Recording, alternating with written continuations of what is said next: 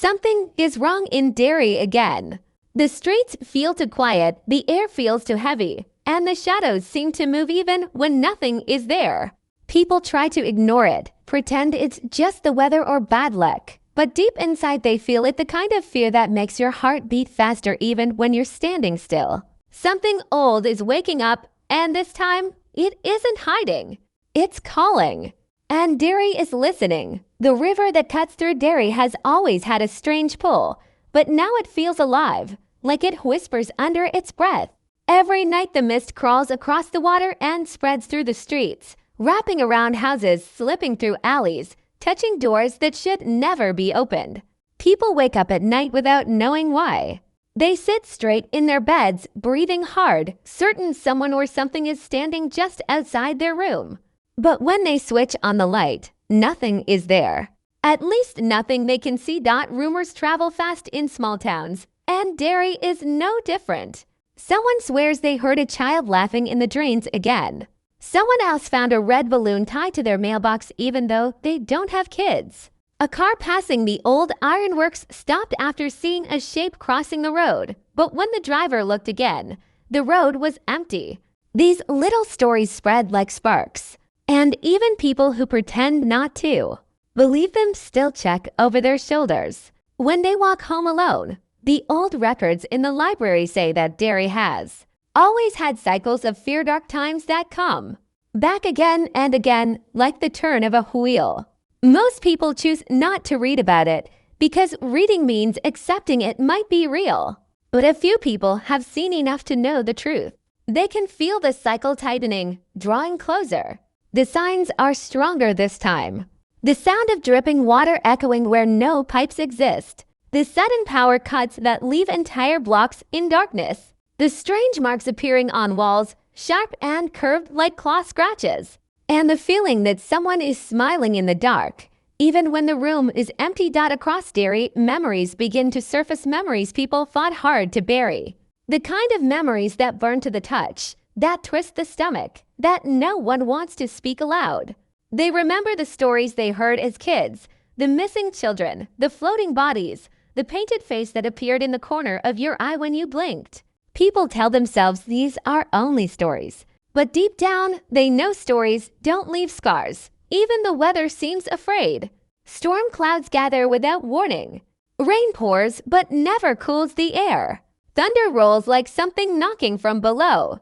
It feels like the whole town is holding its breath, waiting for something to step into the light. And in that waiting, hope begins to fade. Because everyone in Derry knows the truth they never admit. The thing haunting them doesn't need permission to return. It only needs fear. And fear is already everywhere. Now, as night falls again, the town feels smaller, tighter, as though the streets have curled inward. People lock their doors earlier. Windows close faster. Lights flicker out one by one. A sense of dread spreads through the walls, through the ground, through the very air. And somewhere deep beneath the streets, where the tunnels twist and the water runs black, something stirs. Something hungry. Something patient. Something that remembers every scream Derry has ever given. Down in the old tunnels beneath Derry, the air feels thick, almost alive. Water drips steadily from the cracked ceiling, each drop echoing like a warning through the darkness. Most people in town don't know these tunnels even exist. They were built long before anyone alive today was born, running deep under the streets like veins. But now, something in those veins is moving again. Something that should have stayed asleep. The deeper you go, the more the walls seem to twist. It's like the space shifts when you're not looking. A straight hallway suddenly curves. A familiar turn becomes a dead end. It's as if the tunnels themselves are trying to confuse anyone who dares to enter. And yet, scattered across the floor are signs that someone or something has been walking there recently. Muddy footprints that don't match any shoe size. Long streaks like something heavy was dragged. A handprint on the wall, smeared just enough to suggest the hand wasn't human. Above ground, the town tries to continue its normal life. Kids go to school, adults go to work, cars fill the streets. But underneath the daily routine, fear grows like a slow fire. People notice things they can't explain. a neighbor who suddenly stops smiling, a dog that refuses to go near the storm drains, shadows in alleyways that don't match the objects around them, and always the unsettling sense that someone is watching from just out of sight. The older residents of Derry sense what's coming more clearly than anyone else. They've lived through strange times before, even if they never talk about it. Their eyes linger too long on dark corners. Their hands shake when they hear a balloon pop. They stop walking past certain streets after sunset. They don't say it out loud, but the memories trapped in their minds whisper the truth. They've seen this before. They know exactly what kind of nightmare is about to return. But for the younger generation, the fear feels new and confusing.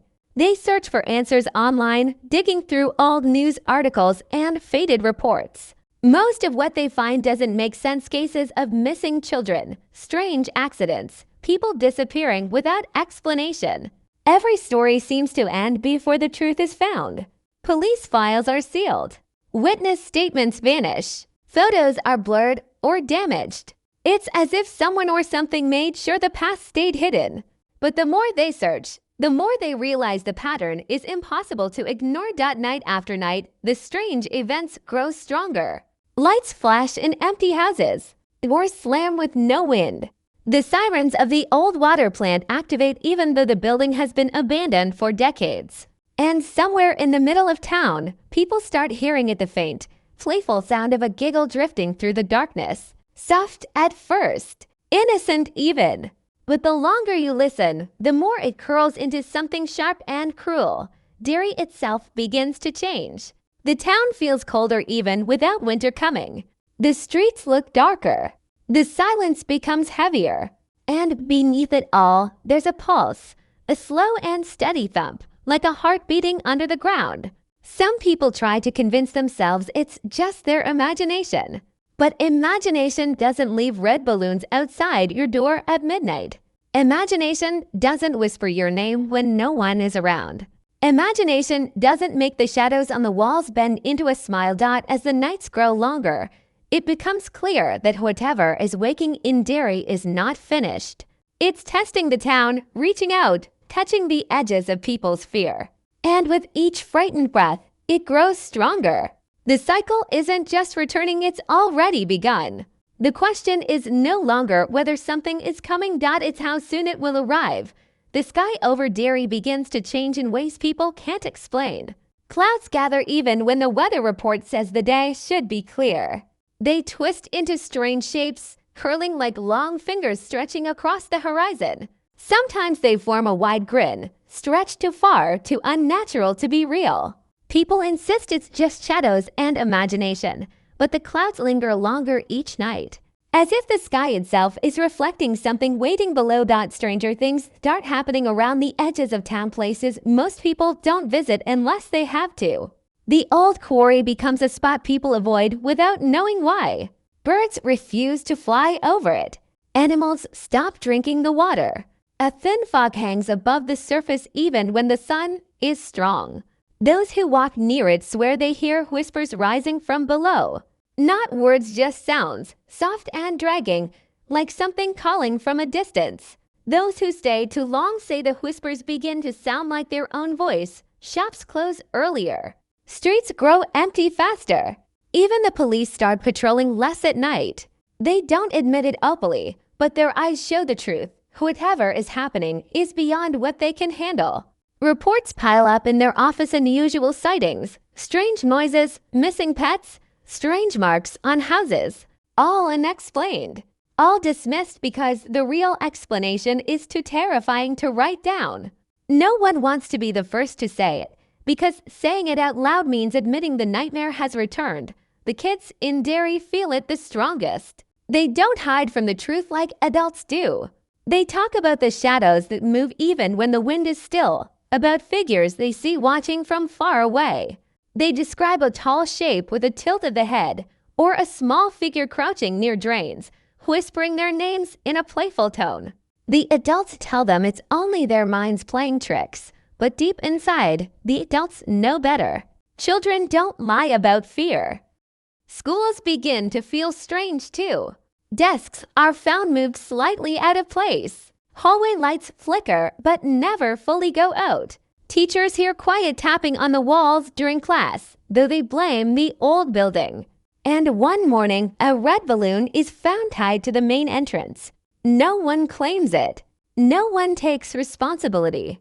It just sits there, bobbing gently in the breeze, as though it's waiting for someone brave or foolish to approach. Meanwhile, deep in the forgotten tunnels, something is waking with growing hunger. The water vibrates with each breath it takes. The stones in the walls tremble as if they remember every scream they ever heard. Something ancient stretches slowly, testing its strength, feeling the fear rising above like warm air. Fear is the key. Fear is always the key. The more people feel it, the stronger it becomes. And Derry is drowning in fear now. Memories flood back into the minds of those who once survived this horror. They remember red balloons drifting through stormy nights. They remember the awful silence before the laughter. They remember running, always running, with the sense that something just behind them enjoyed the chase. The past they tried to lock away begins to crush them. They don't sleep. They barely eat. They know what's coming, even if no one else believes them. Then come the strange disappearances. Not many at first, just enough to stir panic. A teenager who went for a walk and never returned. A fisherman whose boat drifted back to shore with no one on board. A mail carrier who left for the morning route and vanished between one house and the next. There's no pattern, no logic. Just fear growing stronger with every missing name. Derry becomes a map of warnings. People avoid alleys, drain covers, basements, and abandoned buildings. They look away from mirrors that seem to smile back. They walk faster at night, clutching anything that makes them feel safe, even though deep down they know nothing can protect them if it chooses to appear. And as the town reaches its breaking point, the laughter starts again soft, distant, drifting through the air like a cold breeze. But this time, it doesn't sound playful. It sounds hungry. The night Derry finally reaches its limit begins quietly to quietly. No wind moves through the trees. No cars pass along the streets. Even the river seems frozen in place, its surface still and dark like a giant eye staring up at the town. People sense something is wrong the moment they wake, but they cannot explain it. It's the kind of silence that feels heavy, pressing against the skin, wrapping around the heart like cold hands. A silence that warns something has crossed a line. As darkness settles, every light in Derry seems weaker than usual. Lamps flicker, streetlights dim, and house bulbs struggle to stay bright. Even fire feels colder, burning with a strange blue edge. People gather in their homes, whispering anxiously, checking locks again and again. A few brave souls step onto their porches, trying to convince themselves the danger is only in their imagination. But the air outside tastes strange, metallic, and thick, like storm air before a downpour, except no storm is coming. Something worse is not in the center of town. Strange markings appear overnight. Lines scratched into the pavement, bending in circles and spirals, as if drawn by someone with shaking hands. But the scratches are too deep for any human tool. They cut through concrete like soft clay. Some people think they see faces inside the spiral's wide eyes, stretched mouths, shapes that vanish the moment they blink. The longer people stare at these symbols, the more they feel a rush of memories they never wanted to relive. Memories from childhood. Memories of fear. Memories of running. The mood of the town shifts. It no longer feels like the fear is building, it feels like the fear has arrived. Dogs howl without reason. Windows crack from the inside. The clocks in homes stop at different times, each one freezing at the exact moment its owner felt a shiver run down their spine. And then, in every corner of Derry, balloons begin to appear.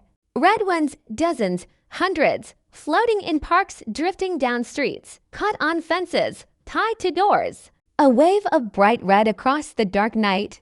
They shine like fresh blood under the moonlight. No one wants to touch them. No one dares. Parents pull their children closer. Teenagers stay in groups. The elderly murmur prayers they haven't spoken in decades. People try to call for help from towns nearby, but phones crackle with static, swallowing every message. Internet fails. Radios fall to silence. It's as if Derry has been cut off from the world, sealed inside its own nightmare. Then the noises begin. A low, rumbling vibration spreads through the ground, making the floors tremble. Pipes rattle. Walls creak. The sound isn't mechanical or natural, it's alive. A slow pulse that rises and falls like breathing. The tunnels beneath the town shake lightly, dust drifting from old ceilings, water rippling in black pools. Something down there is moving, stretching, waking fully for the first time in years, and above ground, the laughter returns louder than ever. It rolls through the streets like a cruel melody, rising from the drains, slipping under doorways, creeping into every room. It's not human. It's not even trying to be. It shifts from deep to high-pitched, playful to threatening, as if choosing which flavor of fear it wants to taste next. People cover their ears, but nothing stops the laughter. It vibrates through the walls, through their bones, through the spaces between their thoughts. It feels like it's inside them, pushing them toward panic. Shadows begin to move on their own. Long, thin shapes stretch across walls even when no one stands nearby. They tilt their heads, bend their limbs in unnatural ways, leaning closer with each passing second. No matter how many lights people turn on, the shadows remain darker than darkness itself. And at last, the truth becomes undeniable. This is no longer the beginning. This is the moment Derry has feared for generations. The cycle has reached its peak. The nightmare has stepped back into the world. Hungrier and stronger than before, the town holds its breath as the ground shivers again.